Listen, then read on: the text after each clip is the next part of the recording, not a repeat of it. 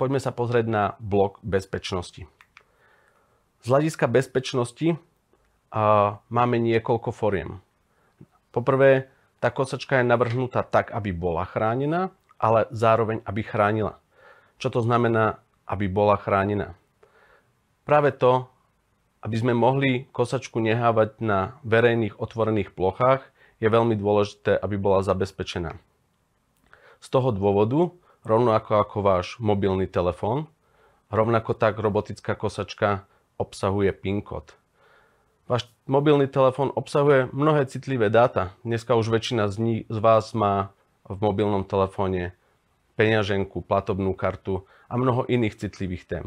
Takisto robotická kosačka, zabezpečená PIN kódom, bez toho, aby ste poznali tento PIN kód, nedokážete robiť v nej žiadne úpravy, žiadne zmeny. V podstate nedokážete s tou kosačkou spraviť nič. Ale kebyže to nestačilo, tak kosačka, ako náhle do nej nezadáte PIN kód a začnete s ňou akoukoľvek formou manipulovať, začne spustiť veľmi silný a nepríjemný alarm. Ak ani toto neodradí zlodeja, následne keby tú kosačku náhodou niekam odniesol a opustil geoplot, čož je vlastne istá virtuálna kružnica okolo pracovnej plochy, tak táto kosačka sa po prekonaní tejto virtuálnej zóny prepne do režimu ukradnutej kosačky. No a čo to znamená? Znamená to, že kosačka v danom čase začne posielať v pravidelných intervaloch zhruba po 5 minút svoju pozíciu na mape. Je to pozícia teda nie len na základe GPS, čo je vlastne satelitný systém, ale aj na základe GSM. A tu si môžeme vysvetliť, čo to znamená. GSM je svojím spôsobom virtuálna SIM karta, ktorá pripája robotickú kosačku k internetu a tým pádom je nepretržito pod dozorom vlastne tej lokalizácie. Okrem toho, že ju teda sledujú aj satelity, tak ju aj lokalizuje samotný príjem tohto internetového pripojenia.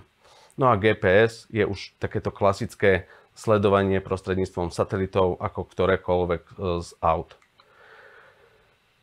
To znamená, že pokiaľ máme všetky splnené tieto parametre, že je kosačka zabezpečená nie len GSM a GPS alarmom, je veľmi zložité ju ukradnúť. Ale predpokladajme, že by sa to mohlo stať. Na to nám slúži ďalší veľmi silný nástroj a to je vlastne globálna databáza ukradnutých kosačiek.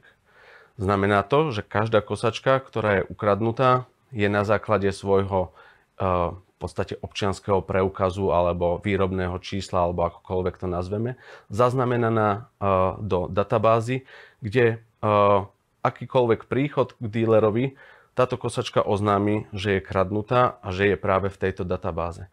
Tým pádom na danú kosačku nemôžete objednať žiadny náhradný diel, nemôžete s ňou robiť vlastne čokoľvek a de facto je nepoužiteľná. Tým sme si prešli, ako je kosačka zabezpečená tak, aby chránila. A teraz sa poďme pozrieť, ako je zabezpečená, aby aj chránila svoje okolie. Jedným z tých hlavných vecí sú nože, ktoré sú voľne uložené na kosiacom zariadení. A tieto nože sa vlastne len odstredivou silou ako keby dostávajú do tej kosiacej polohy a zároveň tým pádom, keď narazia na akúkoľvek prekážku, sú schopné sa zaklopiť a tým pádom nie sú devastačné k nejakým zabudnutým veciam, skalám a podobne. Okrem toho je kosačka zabezpečená brzdou na kosiacom zariadení a táto brzda sa aktivuje vždy vtedy, keď pridvihnete kryt tej kosačky. Tá vzdialenosť nožov od vonkajšieho okraja kosačky je tak veľká, že nedokážete vložiť ruku, nohu ani žiadny iný predmet bez toho, aby ste nepridvihli vonkajší kryt tej kosačky. A to je práve tá bezpečná vzdialenosť tých nožov od vonkajšieho okraja. Ona vždy aktivuje brzdu na kosiace zariadenie, ako náhle by sa niečo vopchalo pod tú kosačku, tie nože okamžite zastanú. No a potom vec, ktorá je podľa mňa inšpirovaná veľmi silno prírodou, sú ultrazvukové senzory. To sú senzory, ktoré pred seba vysielajú signál, ten sa narazí o nejakú prekážku, vráti sa naspäť, kosačka zistí, že je pred ňou nejaká prekážka, spomalí, následne narazí do toho predmetu, aktivuje kolízne senzory, veľmi jemným ťuknutím, zmení smer a pokračuje v inom smere v kosení. To znamená, že nedochádza ani k poškodeniu mladých stromčekov, prípadne pes, zvieratko, čokoľvek iné.